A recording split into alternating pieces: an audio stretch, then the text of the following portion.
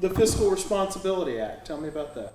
So this was a great response, I think, to President Biden's proposed budget. I mean, it was just way over the top. You know, he had refused to provide or even negotiate on a budget with the House, which is, you know, constitutionally the origin of spending of money, for over 100 days. And so we finally came through with an act, which he actually signed. This is law now. That is a good compromise. It's not perfect, but here's some of the things we got. We got massive cuts in spending. We got more cuts in spending than any other negotiation with the White House has ever given, and it's over $1 trillion. In fact, it's $1.8 trillion. That's a lot of money saved over 10 years. It's more than anybody has saved. So it's a cut. It's good. It also blocked for another year the money to the IRS to hire all those agents. So they were going to hire 8,000 new IRS agents. Not this year, they're not. They didn't get the money for it. That was good. So we did that. We also clawed back tens of billions of dollars from the COVID funds that are left unspent. These are appropriated funds sitting out there that haven't been spent. So, you know, these are all good things that'll decrease in inflation. They tend to help with that, and they also you know, fund some of the things that we have in the government. It also prevents new taxes. That's a good thing, and there's a number of other nuanced things. Oh, really important. Streamlines the permitting of all large infrastructure projects, whether it's roads, pipelines, drilling, anything that you want. All these things that take years and years and years to permit, it puts a new regime in place for that to be adjudicated and handled in 3 years, which still sounds like a long time, but honestly, it's a great improvement over what we had. I was talking to a transportation guy in town, a guy who works for the county, and he was telling me about all these roads we're going to do. We're going to deal with some of the traffic out on the beach and whatever. I said, that's great. When's that going to happen? He's like, oh, tomorrow is basically how he said it. He's like, yeah, in about 10 years. Yeah. And I was like, well, but we got it down to 3. So, I mean, you're right. So if it's 10 years, that's, you know, it's shocking. 3 years is shocking, but it's less shocking. And we really did streamline that. We also put it under so that the you know, Fish and Wildlife, EPA, Corps of Engineers couldn't bat it back and forth, back and forth. It was like this. As long as they could keep the shuttlecock going back and forth, the game was in play. We got them a 3-year stop clock. We have one agency in control.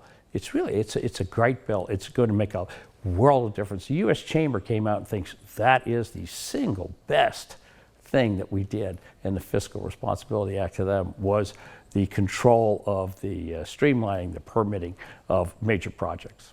You know, there was a lot of back and forth about this bill. There were some folks in your party, maybe I would describe them as extreme right, who were unhappy with it. They've been unhappy with McCarthy since he started. There have also been, I heard some folks say that this bill was a huge win for Biden.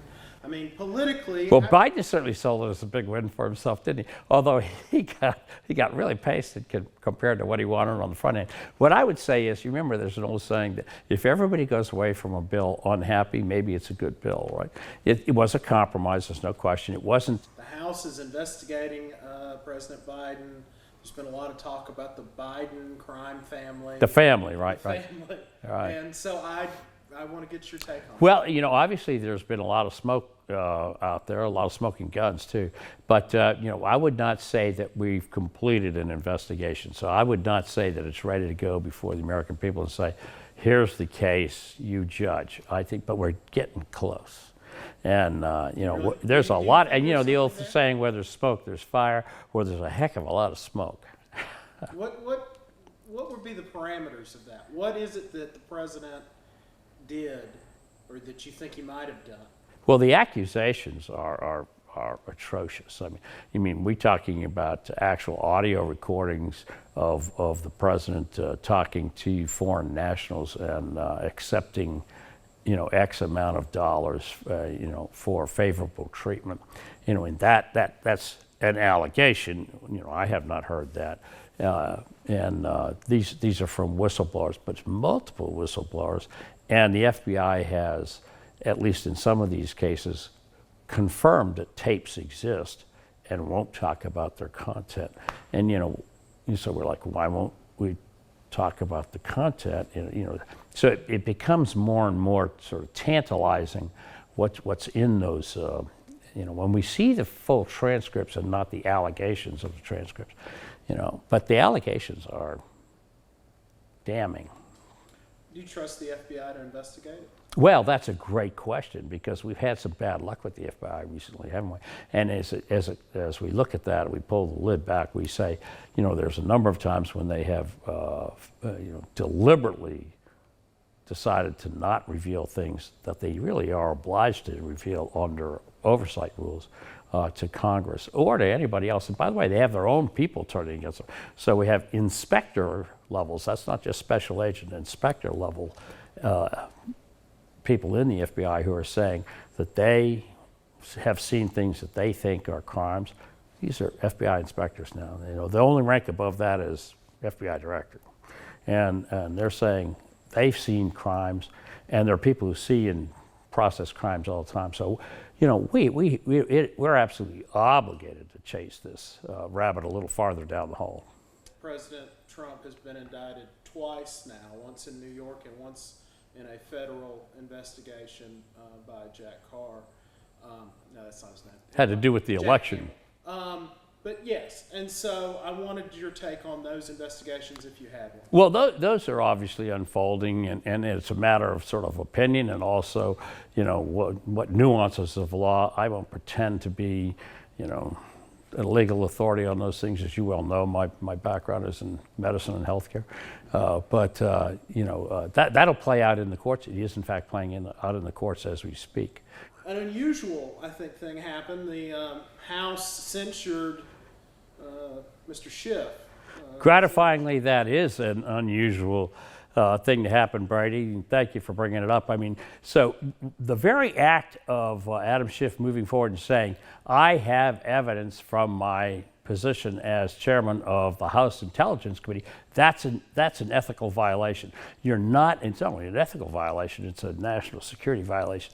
When you get classified information, you're literally not allowed to comment on it in any way. You can't even say, I have that information, let alone it proved to me this or it proved to me that.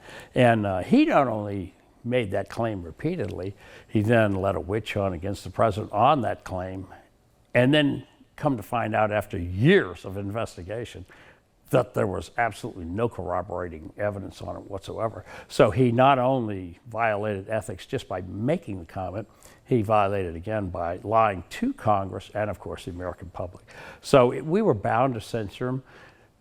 That had to happen. He has been removed from the Intelligence Committee. That had to happen. And he is stepping down from the House to run for a different office. This was the Russia investigation into President Trump. I just want to make sure that, because there have been a couple.